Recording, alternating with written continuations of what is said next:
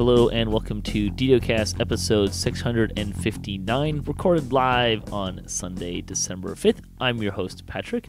With me this week, we have coming back to the show, community manager Jerry Snook, or Cordovan. Hello, nice to be here. Yeah, welcome back. Pinch hitting, as it were. Yeah. Yeah. Quick behind the I'm scenes. happy to be here. Yeah, you can see I put up Christmas decorations this weekend, and otherwise was working on Extra Life donations. Not, unfortunately, on the DDO side. I was mostly getting the Lotro side squared away this weekend. But tomorrow night, I'm actually turning my attention to the DDO side. So that's fun. If you're waiting things from me, you should get them in the next couple of days. So. Excellent. Mm-hmm. Yeah, this weekend was a little weird for me because my schedule today completely flipped on its head because scheduling is difficult and sometimes people get it wrong. But yeah, so there you go. Well, hey, this week's screenshot, Saruman grabs a screenshot from Korthos in the 533rd screenshot of the week. I have to say, this may be the best looking shot I have ever seen of Korthos. Yeah, it is. It's real nice, isn't it? It's a really, really good shot of Korthos. Yeah. I have to admit, there was not a lot of competition this week. It was one of those weeks where we just did not have a lot being sent in. So make sure if you've got a cool image, maybe from Hardcore or whatever, send it in. It's DDO@standingstonegames.com. Yeah. I always tell people, like in my guild Discord or something, I see people post screenshots or whatever. I'm like, send that in for the screenshot. You'll get 500 points. Like, wait, but he gets no. Like, yeah, you're fighting against you're competing against maybe 4 people a week. Like, you want 500 points? Take good screenshots. And yeah, sometimes it's a little more than 4, but then some weeks, like this week, it literally was, I think, 4. Yeah, so there you go. Yeah. We like talking about Dungeons & Dragons online nearly every weekend. You can watch us through Twitch, YouTube, the DDO forums, iTunes, or from our website at DDOcast.com. DDOcast is hosted by Cyber Ears, the awesome podcast hosting network. Shows are usually available within a few days of recording. And the next show will be next weekend. Next Saturday, we're going to do the year in review. For 2021. That's when we're going to record that. So I can't believe the whole year went by. It's oh my gosh, what a year! It was crazy. Yeah. What a couple of years. Yeah.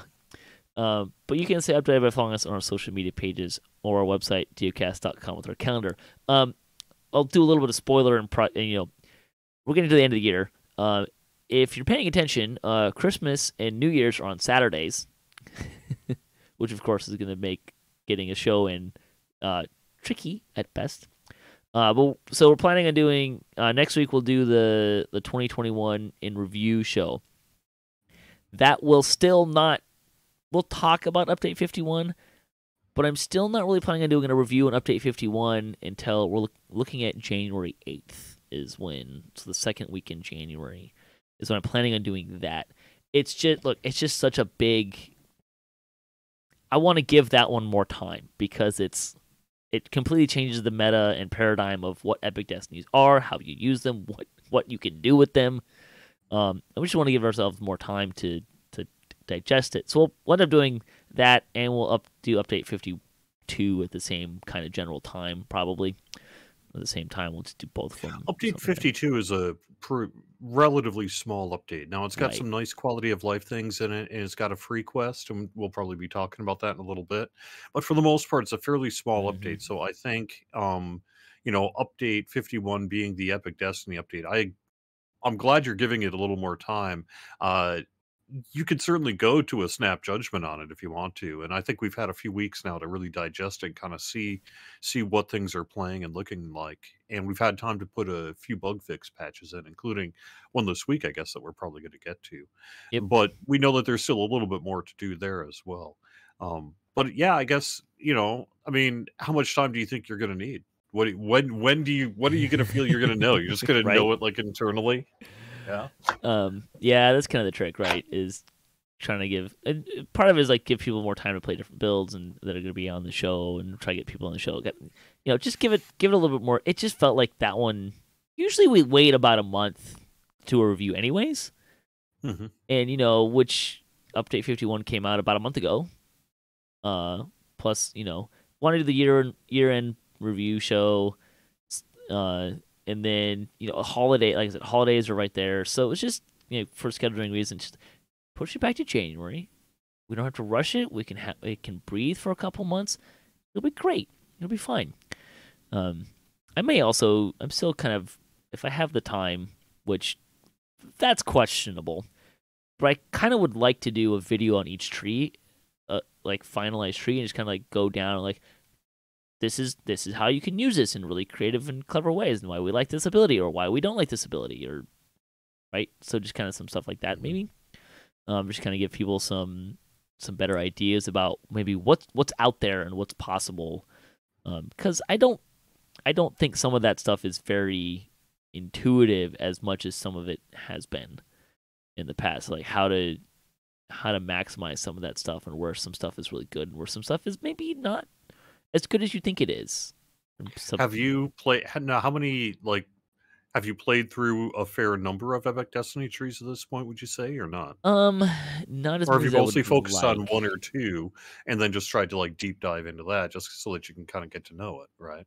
Well, there's definitely like the TR build that I do an Alchemist, and so I've been spending a lot of time in Draconic Incarnation and Primal Avatar. I tried Sharati this time around. Didn't like it for a caster as much as I like Primal Avatar. For reasons we'll get into later. And then I've done some stuff on a tank and a little bit with Shadow Dancer on my rogue. But I haven't done all of them, which is another reason why I kind of want to give it some time and space and wait a little bit. So yeah, it's been fun. Well, hey, as is typical with Jerry and I, we're 7.5 minutes in, and let's start by talking about game news. I already had like 3 other topics we could get to before game news if you want. It's all going to be game news anyways, right? So we should talk about game news. So we had update 51. Patch 2 was released this week. And so it was on Wednesday, the 1st. Special note, Hardcore Season 5 is live. We'll kind of circle back a little bit to some of that. But it's going to be so here's kind of what you need to know. It's a shorter season. It's only 2 months. It's not 3 months. So if you are planning on doing Hardcore, you have 2/3 of the time to do it. The rewards are mostly, or they're versions of Season 1. Season 1. Yeah, Season 1. The difference it's all being the Season 1 stuff. Right. It's all the Season 1 stuff, except for the cloak and the sash have a 5 instead of a 1 on them. Right. So is the skull different? I couldn't tell. I don't believe so. I don't think we've redesigned the skull for it. No. Yeah. Now we also do have a 20% Reaper XP boost in effect for the season, which is a change. Right. It was something we wanted to play with, but because it's only 2 months and the chart is based on Reaper points, it can be difficult in 2 months to maybe hit some of those higher thresholds. So that's why we wanted to put that boost in place. We're just going to see how it goes. If you truly hate it, let us know. And if it actually really, really matters for a 2-month season, if you're like, and I needed it, we'd sure love to know that towards the end as well. Right. So, yeah. I will probably fall into the if I do it, I will need it category, more from a standpoint of time. I don't think a 20% Reaper XP boost is going to be my biggest problem. Right. I can tell you that much. But, yeah. Let's see. Combat Bears and Wolves will now play an animation when they use Smite. That's kind of fun. Bears and wolves just kind of generally need more animations. I mean, that's kind of my thought on the matter. Favored Soul Wall of Healing now properly works without needing to enter and exit the wall first. That's good. That's very good, because that's one of those things like I would not notice this was a problem, because I'd just like throw it and I'm just like doing other stuff anyways. Usually when I'm playing my healer, I'm doing raids these days, so. And if you're moving around, you tended not to notice it so much. Right. But if you were truly just parking or whatever, it was annoying. Wall of Healing's detect range now has more accurately matches the shape of its visuals. It's probably good. Dire Thaumaturge from the Reaper trees. Cores 4, 5, and 6 now give the proper amount of hit points and spell points. I believe it was inverted. Spell points were getting added as hit points. Yeah, yeah. Which would be significant because it's like 150, like 200 spell points. Yeah. You can actually, these are an older version of the notes, I know, because it says Leap of Faith now properly recharges over time. It does not. I know this. It will, however, next week. So fingers crossed. No, not fingers crossed. It will next week. It will. Oh, okay. It didn't get into the change list here, but it will for next week. Yeah. Chain Cure, like the healing spell, now benefits from spell power at a reduced rate. I don't know if I remembered that the heal spell benefited from spell power at a reduced rate. That sounds like one of those things that I knew and then somewhere along the way just forgot. Yeah. Yeah, I don't know what the calculation is either. I couldn't actually tell you. Whether it's almost like a PRR, MRR kind of thing or what, but maybe. I wouldn't worry too much about this. My experience with it was Chain Cure cures a lot. So, do you know what I use? Like Cure Moderate Mass. Mm-hmm. That's what I use on most of my healers. I don't need that stuff for the most part. For group healing, although Chain Cure sure is nice. Yeah. I haven't played with it enough to get a good feel for it, but I do kind of like the idea of it. So I'm kind of interested to see how much I like it. We'll get into this later probably, but I have been playing specifically Divine Crusader a lot more. So I haven't really checked out Exalted Angel yet. Let's see. For Fate Singer, Epic Strike that stuns on a critical hit now only affects creatures able to be stunned. Sure. Sorry. Discord's release with 3 chords now restores spell points. Arrow of Discord now removes its chords correctly. And the Fate Singer's Mantle no longer damages fascinated or dazed targets. Does it? Like, I feel like I've seen that note a few times. Yeah. Some bugs are easier to fix than others, right? Mm-hmm. For Fury of the Wild, Spirit of the Beast upgrade to Animal Growth now properly works on shifters and Razorclaw shifters. Good. Grandmaster of Flowers, the first core of Grandmaster of Flowers, now properly gives hand wraps proficiencies. I feel like that's important for that tree. Useful. Yeah. Magus of the Eclipse, Moonlance and Gloomsphere now properly apply vulnerability. You have Lunar Imbuement, and also their spell power boost when you have Lunar Imbuement. Primal Avatar, Hireling, and class-based pets will now properly get the shared mantle. It's fun. Shirati, enemy of my own, now properly grants favorite enemy Fae. Pierce Deception now properly grants double shot when you have the Watchful Eye feat. Fae Form now properly grants DR10. Track no longer grants the Step into the Wilds effect from an ability that was cut from final release. Inexorable Advance now only has a 30% chance for each effect to proc its additional cold and good damage. I think it's down from 100. That could be, I don't know. Yeah. It now also properly grants its movement speed, and several typos were corrected. Let's see. Feats, Sign of Earth, and Epic Spell Power. Poison now give the proper amount of poison spell critical damage. Good. Names of perfected artifacts from the Sands of Nectarin Adventure Pack have been corrected. Quest and Adventure areas. The Wind Spirit in A Small Problem now always starts hostile, no longer dies at 0 hit points, and instead becomes friendly. Trying to wrap my head around. It's been too long since I've run Small Problem. Is this only on Epic, or is that in both versions? This would be both? Doesn't say. I don't know, but we would have probably been messing with it for the Epic versions. So, sure. Yeah. Well, in Heroic, I don't think it's even active against you. It's just Oh, you're talking about Y- the okay. Yeah. Sorry, It's I'm way seeing up the at the note now. top of The the wind thing. spirit note. Yeah, I think that might have to do I think it's with just epic. yeah, Because yeah, in heroic, I don't think it actually does anything against you. It's just you just have to get up there. yeah, yeah, But in epic, it blows you off, which is really aggravating. yeah. um, epic difficulty versions of a small problem, storm the beaches, and a tide turns have been restored. Uh, Vault of Night Part 5 and 6 have been reopened. Chronoscope still not open, but it's supposed to be open No, this week. yes, exactly. Um, And we'll get to that probably in a little bit here too. can you say why some of this stuff was closed? Sure.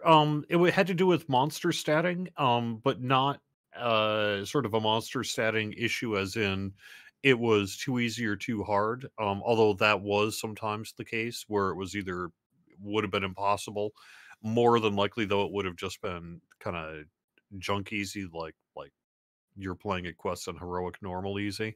But there were also some cases where things weren't spawning correctly because part of the changes that were being done behind the scenes involved actually shifting what was spawning kind of behind the scenes and what have you. So they needed to go back in and redo the quests and do a whole bunch of quest statting and other related work. And so they had to close the quest until they could get that done. And that was a manual process that unfortunately took longer than anticipated. As So things while we were do. able to get most everything done in time for update 51, they're not everything. Particularly, there was those 3 adventure packs and sands that needed some additional attention, and we're doing all of that except for the chronoscope, which will be in for this next week. Which I think Chronoscope is the last one. Yes. So everything should be back there. Yep. The Scrag and Into the Deep is no longer statted like a boss. So what I'm thinking of, I kind of think of him as a boss, but sure. Yeah. Yeah. I'm not quite sure what's the deal with that one, to be honest. I saw that and I was like, what? Why are we doing that? I I don't get it. Okay. I will offer a suggestion that instead of saying a boss, because maybe an orange or red or purple name might be more indicative to players. You think? You think? Okay. Okay. That's Yeah. me. Like, what's a boss? Does SSG consider an Sure. orange name a boss? A red name? I would think of Well, a I mean, red name as boss. the team would base it on statting, is how they Sure. would do it. Does it get boss statting or does it not? Yeah. So, I just don't yeah. know.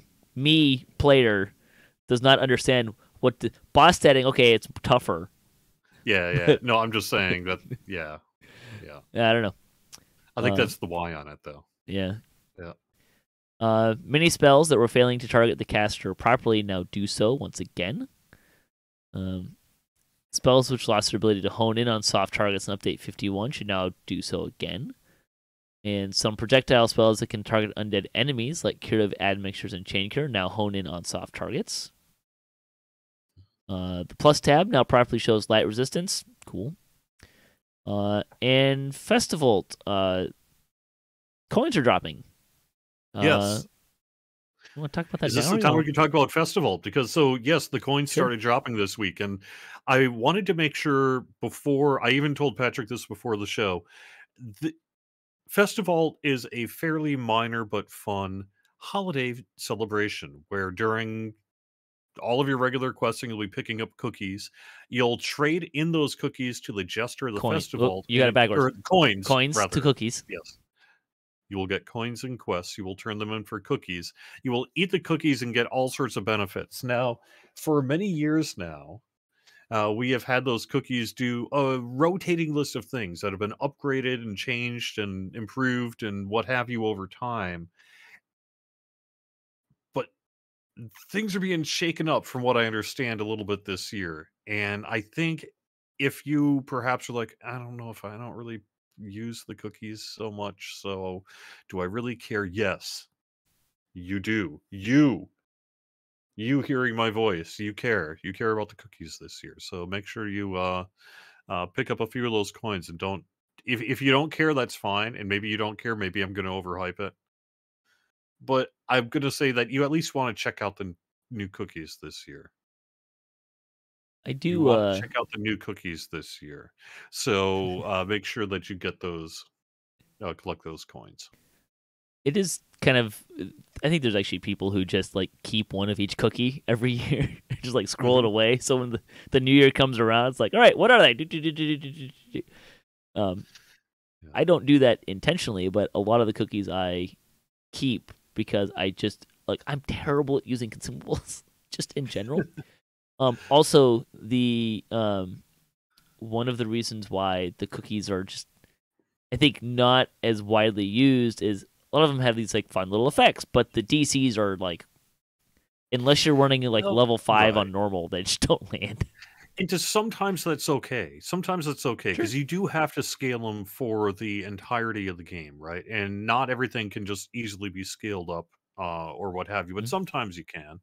And every year we've kind of shifted usually just a couple of the cookies, but they've generally been kind of spells, some of which work better than others. Generally the CC ones, could be hit or miss and what have you.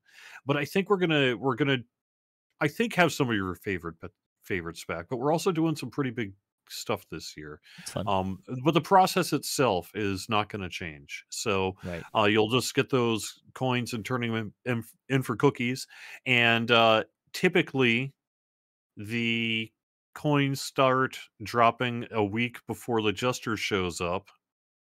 So the jester might be showing up soon. I mean, you Oh, I wrote don't know. arrives next week.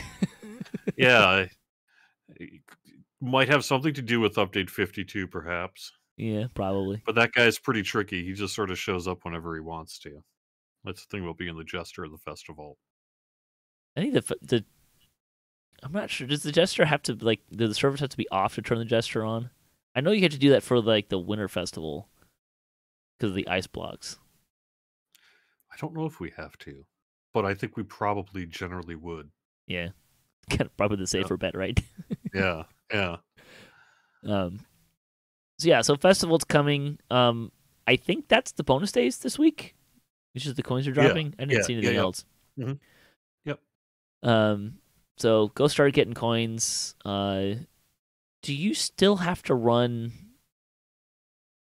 Eberron content to get the coins? I believe so. I believe so. I Yeah. don't know if we ended up putting it in some of the more generic, say, gatekeepers content or not, but I don't think so. I think we had to restrict that to Eberron.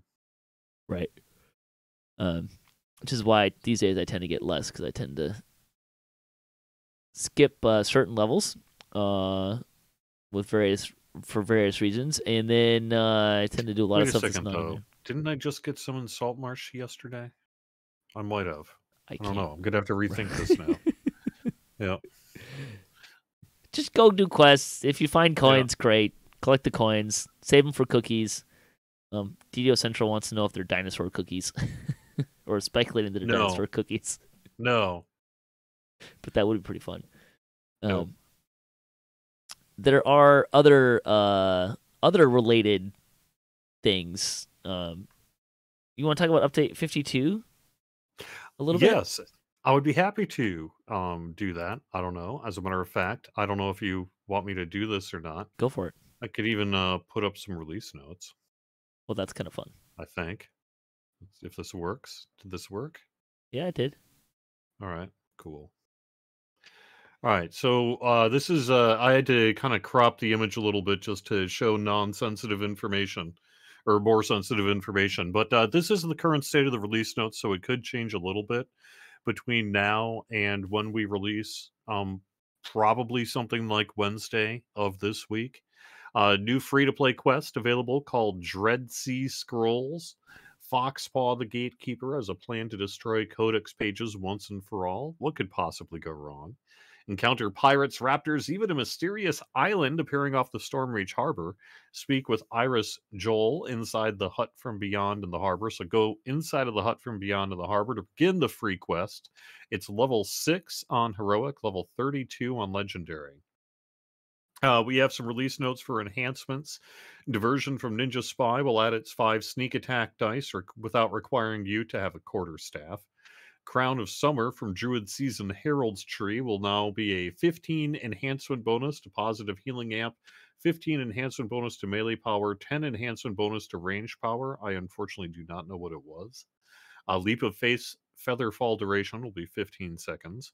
In the Epic Destinies, in Draconic Incarnation, Bring About Destruction will apply its 10 universal spell power. In Exalted Angel, that Leap of Faith will now recharge if you're not a favored soul. Abilities in Exalted Angel will now allow you to move while using them. That's kind of hot. Abilities, you can move while using them. I mean, it just Fury makes of the them more Wild. useful, right? Yep. In Fury of the Wild, Unbridled Fury will allow you to be moving while it activates. Shadow Dancer, Depths of Darkness, will now stack as intended. For items, I was also very coy in the release notes there because I don't want to spoil it. The Jester of the Festival arrives soon. This year will feature new cookies with new benefits that the Jester claims taste better and have fewer calories. We hear the Jester will arrive on December 9th. And there are new Reaper... cookies that taste better but have fewer calories, like, I'm calling shenanigans. Like, I don't trust the Jester. Because those two things don't work together. Well, I guess we'll have to see, won't we? There are new Reaper bonus effects. Yes, there are new Reaper bonus effects that can drop on gear while in Reaper mode. You may also now speak to the second Reaper vendor in the Hall of Heroes to enhance your gear with Reaper bonuses. I think I'm going to have to figure out the name of that vendor and everything before we go live. Like I say, this is a work in progress. Some of this stuff may end up getting renamed, changed, added, removed, what have you. But this, as it stands on Sunday, and looking pretty solid. Reaper bonus effects can drop on gear while in Reaper mode, and there's a vendor in the Hall of Heroes to enhance your gear with Reaper bonuses. Lightning Storm Rune Arms will now display fewer light particles. That really has to do with game performance. You no longer need to unequip and re-equip minor artifacts and sentient weapons when you log in to get their bonuses. I actually hadn't really been doing that, and it didn't seem like I was missing that many bonuses. So I think this is not everybody, but if you were having that issue, it should now be fixed. Fix an issue where the Temperance of Spirit benefit was being erroneously removed upon death. Pierce Adamantine and Pierce Cold Iron acquired from items will now function. The Eternal Wand of Cure Minor Wounds is going to be bound to account, so you can pass it to your alts. Yeah. The Epic Wand of Cure Minor Wounds will be bound to account, so you can pass it to your alts. The Epic, Legendary, and Perfected Bloodstone have their correct icons. I don't know what their incorrect icons currently are. Several new augments are now available in-game. This will be basically added in the various places where you can get augments. I think we're not saying exactly where. Healing Amplification, Repair Amplification, Negative Amplification, and Melee and Range Power. The Crown of Summer is also, I think I already said that, didn't I? Earlier? I think it was earlier, yeah. Okay, well, I had to fix that in the notes then. That's like I said, proofreading live on DDOCast. That's why it's a work in progress, right? Because I was just going through change lists and throwing this all together. Several weapon effects will now apply their proper visuals. The Armor of Celebration is now bound to account.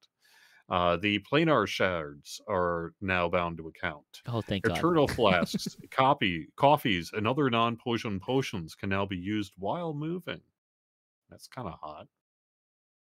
Teleport items like the Bottle of Mist from Ravenloft are now bound to account. Upgrade Tomes of Fate are now able to be turned into purified Eberron Dragon Shards. Quest and adventure areas. Sleeping in Brawn Pit's bed no longer spams a voice line. Sorry. Undead necromancers in the Forgotten Realms no longer congratulate you on finding a Ratsuri's treasure hoard. I don't know what that one's about. I don't think I recalled seeing that. The Giant Old Augment traders have their descriptions correct. The voice lines and Let Sleeping Dust Lie are now correct. Enervation Rend the Soul no longer apply through Death Ward.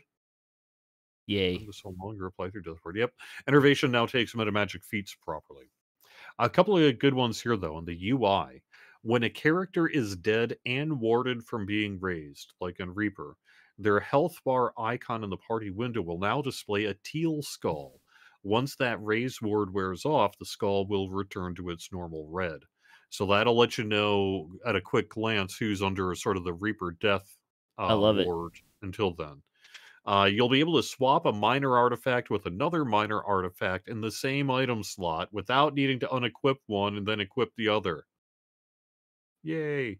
Augments can now be slotted while inside dungeons. That's a nice quality of life one there. The comment field in a public LFM entry is now saved between the automatic public LFM listing and delisting, so you don't have to type that in. Resetting a group of enhancement trees will no longer increase the cost of resetting other groups of enhancement trees. That's part of why some of our costs have been perhaps getting a little too high of late. So we're going to be removing that. Your character's percentage bonus of maximum hit points will be available to view in the plus tab of the character sheet. The percentage bonus for maximum hit points, yes. The bravery bonus for the quest difficulty UI will now display bonuses more than 4 digits long. God, run a quest on normal. Come on. That's the real bravery at that point. Nah. No, I'm kidding. No, I don't know. Wow, 4 digits. That means you've It's a lot. run. Yeah, that's a lot. The universal enhancement trees are no longer slotted as active trees by default. You can find them in the drop-down menu of your enhancement window. What that really has to do with is some confusion that gets caused and subsequent tickets to customer support sometimes related to the universal enhancement trees of, I can't find it. I don't have it. When what it actually is that a universal tree that they aren't using really had populated into the enhancement panel, and then when they wanted to say do horizon walk or something, they weren't aware of the drop down. So the way that that's going to work in the future is the panel's not changing, but in the same way when you don't have a panel slotted, you've got like the kind of that background going on. It's just going to be a plain background. Then you'll slot whatever universal enhancement tree you want to using the standard drop down menu. But the idea is it's going to guide people to that drop down in a way that was otherwise not taking place. And it's just kind of a nice little quality of life because you don't have to see an enhancement panel that you aren't using if you're not using one. So Sounds fun. There's a new UI option to hide all buffs that have an infinite duration on your character. Okay. Yeah. The dice UI now displays spell resistance failure on one line instead of being cut off. Earning a Reaper action point will now briefly display visuals on your character, a little bit of a kind of a level up pop of sorts. And then ponytail animations have been added during dual crossbow locomotion. So, and I think that's all I've got so far. I mean, the update that'll 52 release notes, but that's not insubstantial, given what we've been working on, as such in recent weeks. So, yep. sounds fun and exciting. Mm-hmm. I thought that was kind of cool. I was able to maybe show that off, and I think we'll stay tuned for a release date. I think our goal is something like Wednesday-ish. So Wednesday, Thursday, something like that. And that would mean downtime with the release notes ready with the downtime. It's normal. Yeah. Yeah. Normal cadence. Mm-hmm. Yeah. And then there's going to be, we kind of mentioned, there's free quest. Just going to take a stab at the, based on the title of the pack, that it'll be kind of a lead in to Isle of Dread. Mm-hmm. Probably kind of like Lost at Sea. Kind of a soft one, I would say. Yeah. So should be fun. Yeah, looking forward to it. Yep. Let's see, anything else? I think that kind of covers the game news. We should talk about sales. There are some sales going. December deals is here, so that's exciting. Special discounts in December. This week is 75% off of select Tomes of Fate, 50% off of select mounts. No, they are not. The Nightmare is not one of the select mounts. No, it is not. Sorry. When I went to hardcore, I realized I didn't have my Nightmare mount, and I was like, "Oh man!" Right? Aw. Yeah. So there's also 35% off of Augment tools. That's through December 9th.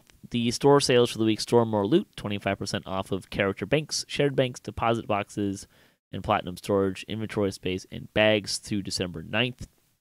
I wonder how popular that's going to be on hardcore. Space is a little harder over there, right? You're carrying a whole bunch of stuff.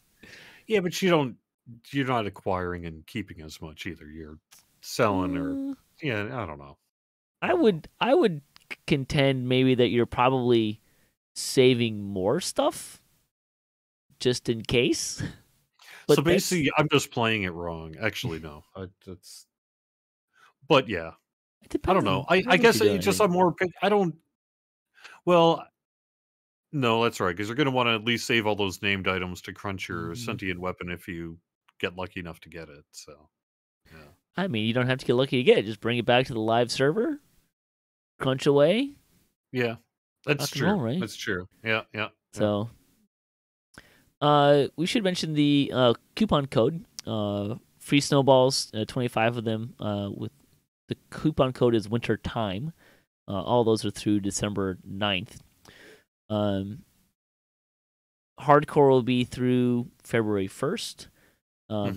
Hey, even if you don't plan on playing on hardcore, may I recommend that you create a character on hardcore, run through the grotto, and collect all of your first-time server bonus items so that you're ready to go when the season ends.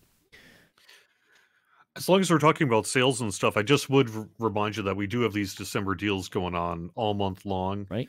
And they do tend to be kind of on the hot side sometimes. So keep an eye out if you care about these kind of deep discount sales that happen during the holidays. They'll be on DDO.com and what have you. But, don't miss out. Like, what, 50%? Well, let me actually see what we got. Is that what, this week? Yeah. 75% off of Tomes of Fate, 50% off of mounts, and 35% off of augment tools. Yeah, like we were just saying, 50% off select mounts. But, the mount that isn't maybe the one you want, that nightmare mount, or what have you, another one you wanted. And the Tomes of Fate, 75% off is pretty hot as well. And I can't say what's going to be in the next couple of weeks, but it's that kind of thing. And we do have,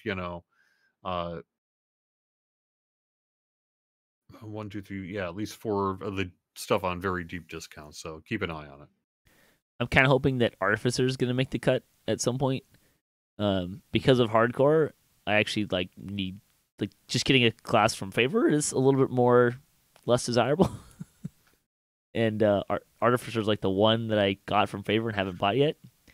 But I was kind of waiting for it to do a deal. So I would also say we have a couple of more surprises up our sleeve here in December. So I know that we've got one thing that we're going to be announcing this next week as well that I think might be a nice little bonus that people were not expecting, but should be pretty sounds cool. Exciting. Yeah. We do want to mention there is a coupon code for a whole bunch of free quests through the end of the year. I believe it's listed as through December 31st, which potentially means that it's going to be whenever someone comes in to turn it off. But look, I think not in this case, though. I think this is actually scheduled for, I think legally and everything. It was 11/59/59 or something like that. Nice. It's in the page for it, but I think it is formal this time. Yeah. So it will indicate. Stop waiting. Go put in the code DDOQuest 2021. Yeah. If you are not 100, if you're not 100% sure, put it in. Then put it in again. And a week from now, put it in again on all your accounts, whatever you're doing. Right? Make sure you get the code. Please. Well, the main thing, we just make sure to tell your friends about it too. Yeah. I mean, obviously that from a business side, that's what we want, but it's also nothing would suck worse than it's like your buddy finally decides to play and they didn't put in this code because you didn't tell them about it until February. Just do it now, right? So, yeah. Yep. So there you go. So make sure you get that in. The chat is asking if there's anything you can tease about Isle of Dread expansion. I think we can say that there's dinosaurs. Yeah, I can't. No, there's too many kind of big people talking about different Yeah. things for me to want to spoil anything at this point. So. Sutherland said a few things on the Q&A. So go listen there. Yes, really, dinosaurs. That's like the main feature of Violet Dread, right? It's dinosaurs. I've not actually run it, but I believe that's a main. The team is very excited to be working on Isle of Dread. Yeah. And I think we know that when the team gets real excited about working on a place, it's usually a pretty good sign. So Yeah. Yeah. All right, let's talk about some community news. The 449th Chronicle, community spotlights. The Den of Dice and Draugr are hosting a snowball fight on Kyber. This sounds very intriguing. Also, I have quite a snowball fight. I'm not sure how that works exactly. But that sounds fun, so you can check out that. Yeah, read up on it. They actually they have some rules about how they're doing it. So it's not bad. So yeah.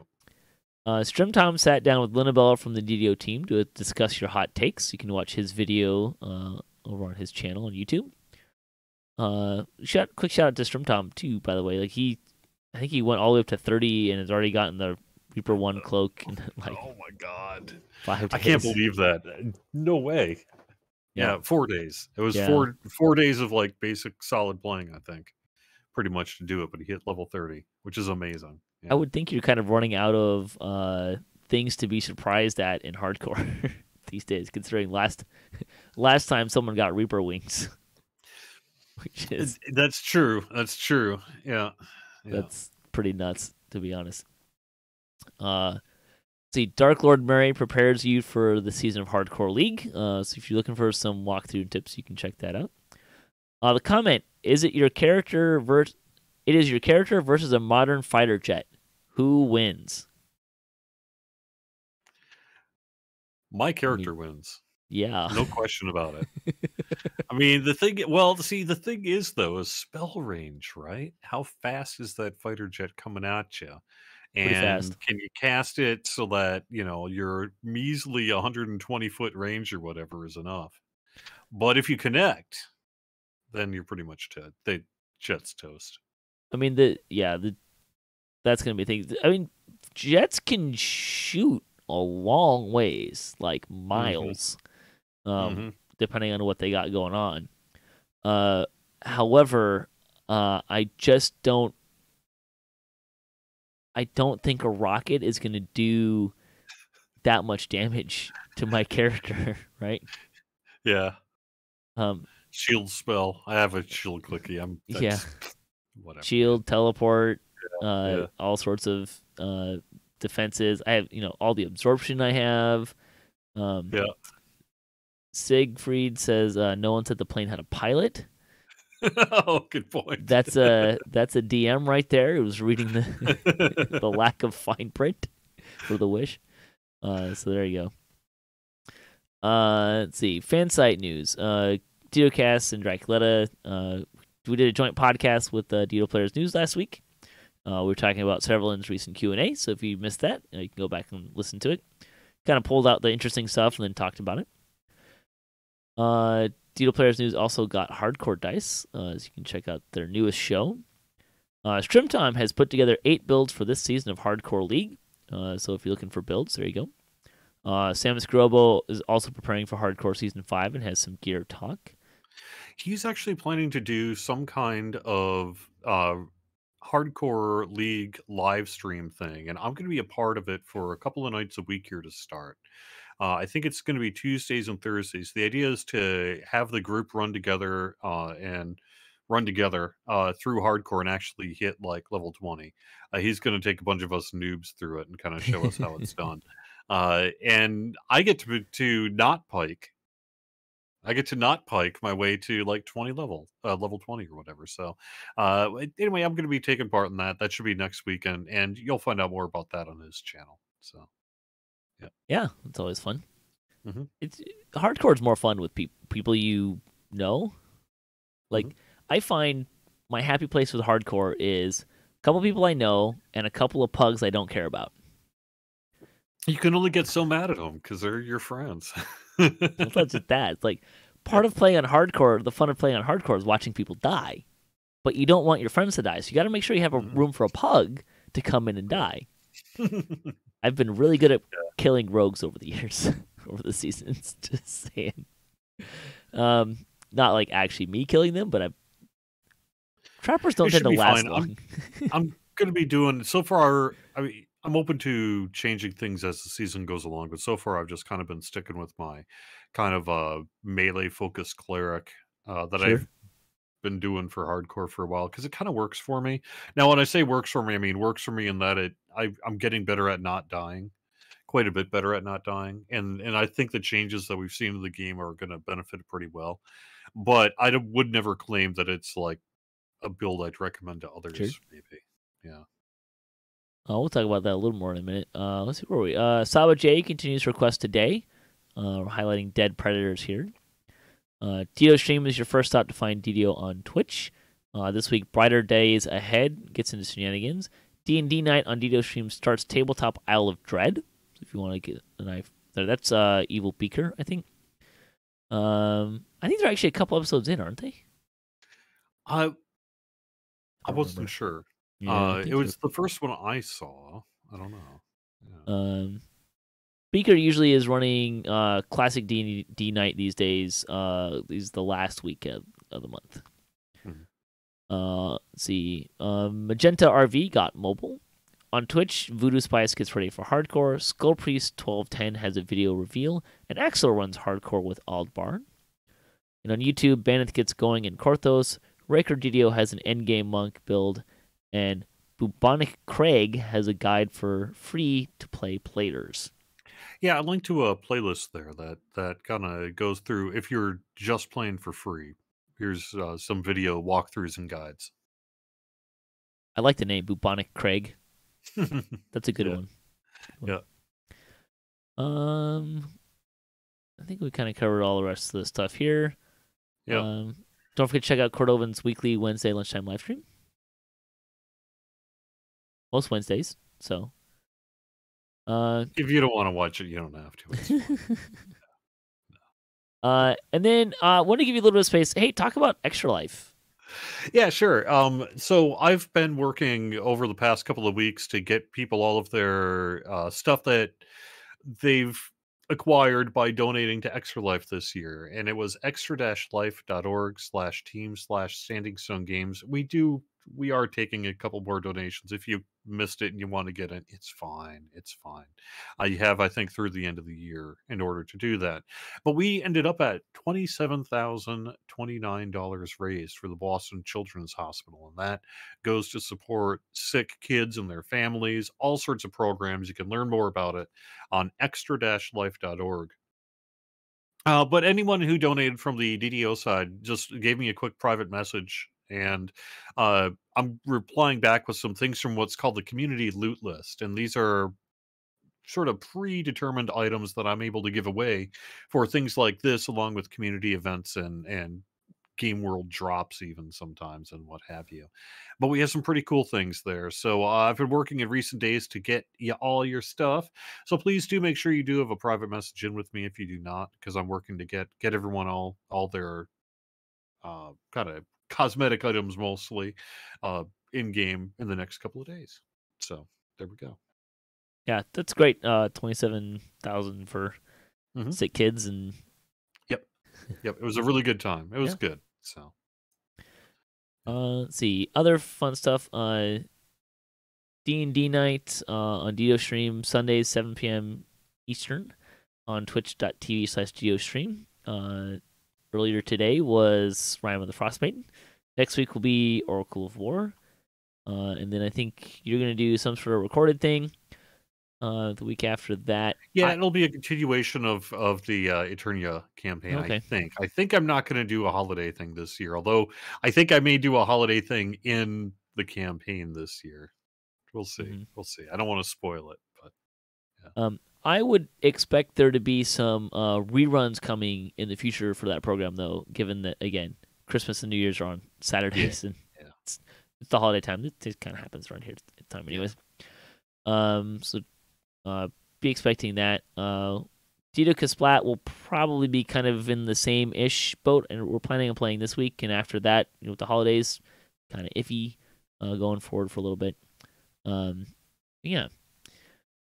Right, so that's all the fun stuff. Let's talk about Hardcore Season 5 a little bit. Because you kind of it's been peppered in here a little bit. But you're gonna be going with running with Samus, I hear. Yep, and also just on my own as well. But I'm Okay. specifically doing this kind of. I think it's going to be like a Tuesday, Thursday, or something like that. Starting this Tuesday, we're going to run as a group and try to meet 2 times a week just to run as a group together. Because under the assumption that it really is kind of easier to do hardcore with friends rather than trying to solo it up yourself. So, yeah. If you haven't done hardcore yet, I recommend friends. One. This is kind of my philosophy on hardcore is really about minimizing bad luck and mistakes, because you will roll once, you will have just these moments of really bad luck, and you will have moments of sheer idiocracy. Hey, right. Sometimes you're going to be in a group with Cordovan, and then so I mean, I have this infamous moment in season 1 where 3 of the people in the 4-person party had hit 5,000 favor, and we were trying to get the last person 5,000 favor, and we're on the last quest, and we ran in the Demon's Den. Look, it was harder to find 5,000 favor. Choices were a little more slim back then. And I literally there's no traps in here. I don't remember any traps in here. Walked right into a trap and almost killed the party. Didn't kill anybody, but it wasn't for lack of trying. Wow. So. Oh, yeah. Take the Die Hard feat. That's my other suggestion. Yeah. I don't take the Die Hard feat on the regular Game Worlds, but I definitely take the Die Hard feat on hardcore. At least I have so far. I don't know. There are some things about that, I think a lot of people don't realize that if you have a res cake, that will heal you if you're in cap. You don't have to wait till you're dead. You can use it when you're in cap. That could be a really handy thing to know. There's a lot of people putting builds out. If you want to try a build, go for it. I kind of always say that my thing is that the best build is a build that you're really comfortable with. Generally. Now, look, I'm not going to say that as someone who at the time of Season 1 was really comfortable playing Melee Monk, that was not my best choice. I did it. I got 5,000 favor on a Melee Monk. Wow. It was not easy, but I also knew how to play that character really well, which made it work for me. I think the main thing is I still like to play, because I do play by myself on hardcore, and so I want to be able to prepare for traps, be able to self-heal, and so there are builds that I'd love to do on the non-hardcore worlds that it's like, yeah, but if you really can't heal, right. The penalty for that on hardcore is so high sometimes, right? I mean, yeah, you can go with hirelings and what have you, but however, if you then on the flip side though, if you know that you're going to be in a group the whole time, and then that becomes much less of a concern. You can really just focus on, I don't know, being the trap monkey or whatever, Yeah, so that's one of the nice things about being in a group, right? Is all right, got a tank, got a healer, got a nuker, got a trapper. Let's go. Yeah. And then one of them dies, then you're like, I gotta fill a hole. So there is, it does get a little tricky sometimes, but yeah. This is the thing that I'm really interested to see what happens this season, and I'm not super engaged in the rewards. I might make a run at getting the pet just because I didn't get the Reaper pet. But in the past seasons, I really haven't enjoyed the epic level experience, because it's just there was so much grind to building out a character for epic. Whereas in the new system with Epic Destinies, it's not. Yeah, it'll be very, very different, won't it? Right. Yeah. So I'm kind of toying with the idea of making a run at the Reaper pet, less because I really have this hard on to go get this pet, Although it's probably one of the better. I think it might be actually the best Reaper pet of the Yeah, different it seasons. might be. It's real cool. And the Bloody Footprints is the other super hot. Right. So, But I think I kind of want to just try going into epics and seeing that different experience. Because I did try it one season, and because I was going after Reaper XP, and it was like, all right, we're just gonna run. We got our 5,000 favor. We're gonna run the West Side for 20, and then it was just like, this is not fun. Like the epic just was not fun. I didn't enjoy that experience. So I'm really kind of curious to see how that experience is different. If I like that experience more now, so I'd have to get to Epic first to be able to comment on that. Yeah. Well, if you're trying to get to 20, right? Like it's a lot easier to get to 20 than it is to like get 5,000 favor because the thing about it, like season 1, it was like you got to like 3,000 favor and you were at 19 and like if you skipped like a handful. Oh of yeah, I quests, know. like, When I got to 3,000 favor, I was just like, oh man, yeah, right. no. I'm really bad at hardcore. The best I've done is like level 12 so far, but I did get to level 12. So every season's been a little bit that ceiling has risen up to the right. Season 1, I think when I ran the numbers, when it started, because there was a quest pack that came out during it, but you could only skip like 20-ish quests, like a little bit more than 20 quests, and still get 5,000 favor. I think in heroics there was some in epic that I didn't do as well, but it's there weren't a lot of choices you could make about what quests not to run. And some of them are really obvious, like, oh, I'm not going to run Terminal Delirium, please and thank you.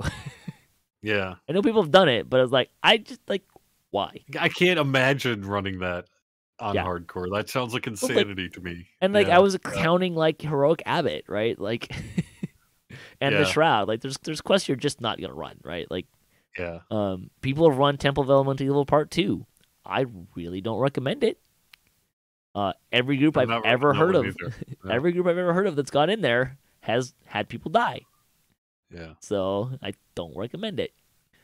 But hey, have fun, challenge yourself. I believe it's just like epic storming the beaches. Yeah. Yeah. Storm the beaches on Epic. That would be a good way to die as well. So I mean, if you're gonna have to, I don't know. If you get into Epic, so like Bandits of the Underdark, though, is like you can't get that favor in heroics, right? So that was, and that's like 300 favor if you do it on elite, something like that. So there's a lot of favor there too. But I think all that's doable for sure. So especially now, like I definitely am finding that post update 51, content is easier, especially on lower difficulties. On higher difficulty, like mid skullish to 10 skullish, I'm finding that it's easier to kill things, but it's also easier to get killed. So I'm not sure where it totally lands on there.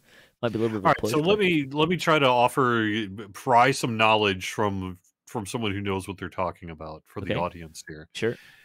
Should you be running Reaper on your first life on hardcore?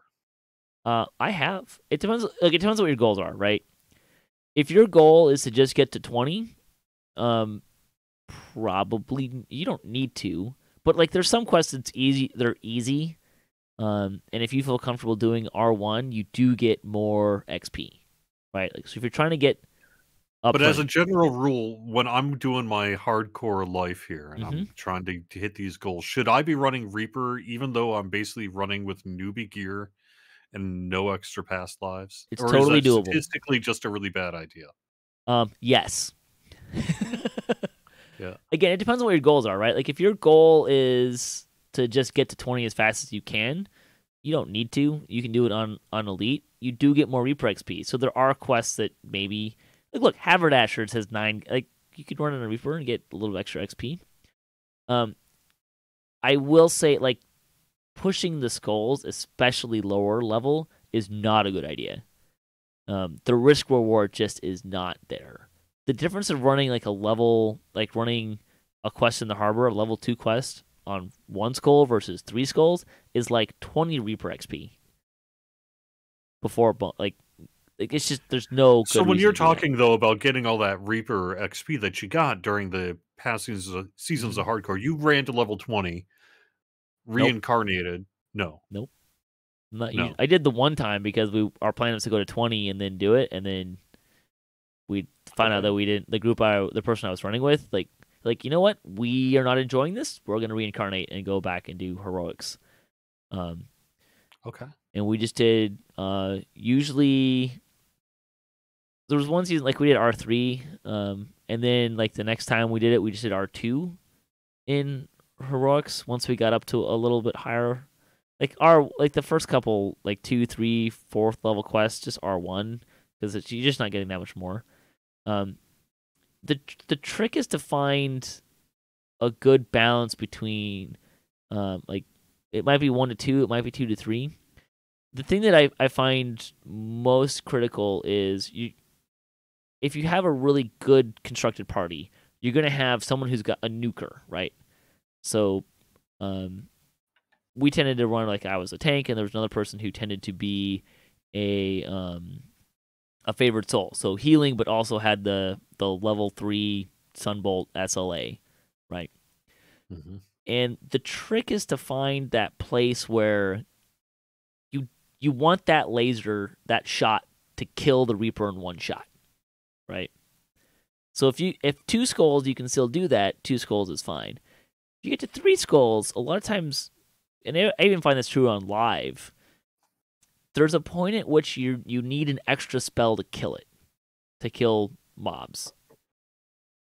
And at that point, because you're a spellcaster, an extra spell, it doesn't matter how many hit points it is, it's an extra spell. It's not like a melee where it's one more little tinky swing and you're good.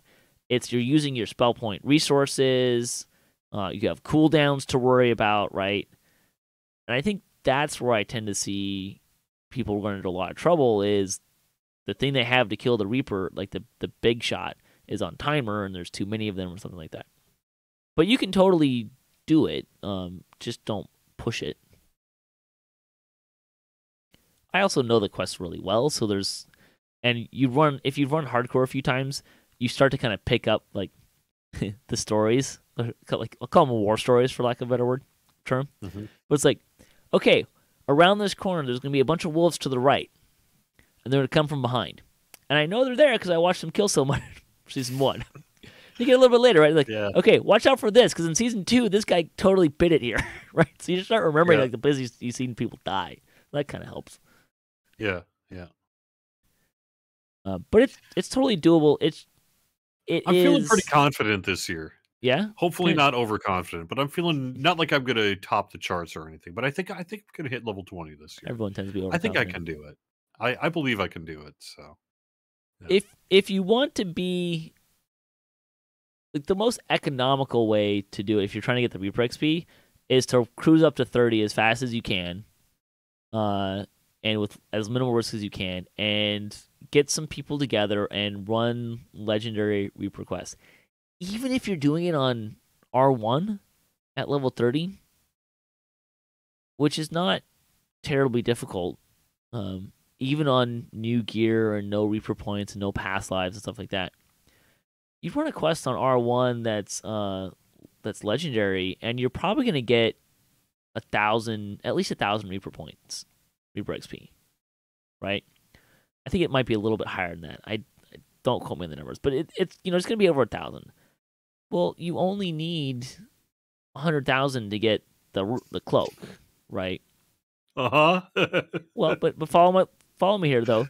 That's less than 100 quests. Yeah. Compared to if you're doing it in heroics, right? Then you have to run through, like you're getting, like early level, a couple hundred or something. Like you're gonna run a lot. Like when I've done it, right, yeah. R2, R3, like running quests, just the quests that we want to run and not the quests we don't want to run. I'm usually not hitting that benchmark until level 15, 16, depending on how many skulls and how thorough we've been. Mm-hmm. So you end up running like a lot more quests, right? Just at least double the number of quests just in that range. And there's more risk because you have fewer hit points, and especially at lower levels, right? And it's more chances to go wrong. Again, it's all about minimizing mistakes and random chance. So Yeah. Cool. don't run Amber Temple on Reaper. Especially on Reaper 3. That Maybe don't run Recovering the Lost Tome. I don't know. People seem to always get splatted on that one. well, you're talking about that's the one with the lightning trap, right? Yeah.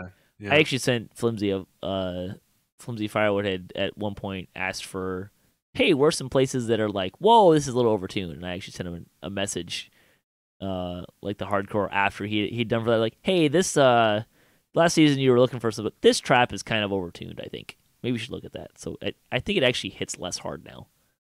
Maybe. So I wouldn't test it on hardcore though. I see people dying in hardcore Oh, yeah. every year, every season. I'm Oh, yeah. in a group where it's people like, oh no, it'll be fine, and then someone dies. I mean, So minimize mistakes. it's not fine. That happens. Yeah. But hey, I find hardcore to be a lot of fun. Mhm. Like that adrenaline rush of like not dying is fun until you die, and then it sucks. It hurts. Yeah. So there's that fun thing going on with it. But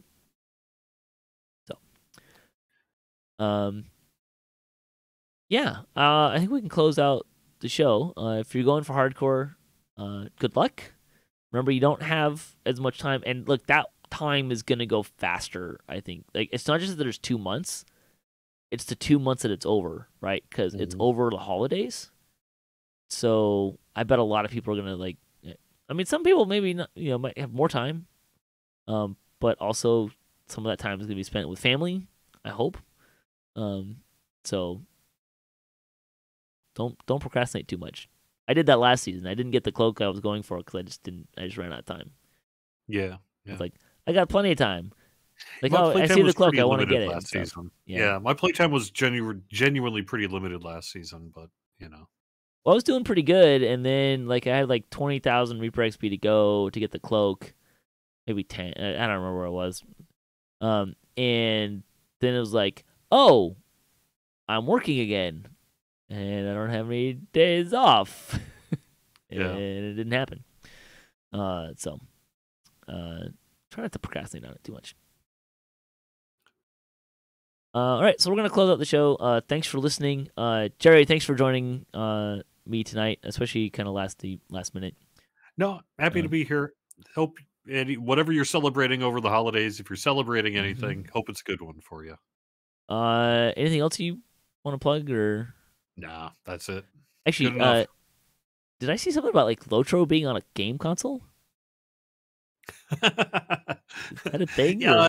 Yeah, you could. There's some articles that you could find out there that kind of talk about an investor slide that was released recently about that. So yeah, I saw that in passing. I was like, oh, that's interesting.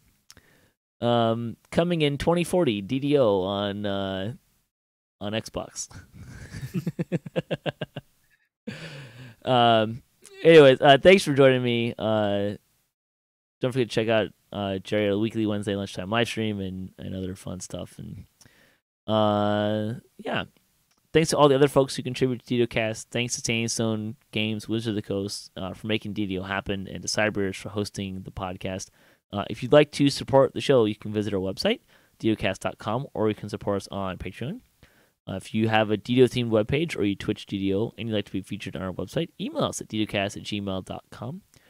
Hit us up at ddocast.com for show notes, MP3s, our calendar, previous shows, and other fun stuff, including various adventures in DDO, D&D tabletop, and even some other games. I'm hoping like Lava Divers group get to play some D&D soon. Scheduling has become more challenging of late, as it often does around the holidays. Yeah, if you have a comment or a question I'd hear us answer, a topic I'd like to hear us discuss, just want to say hi, leave a comment, email us.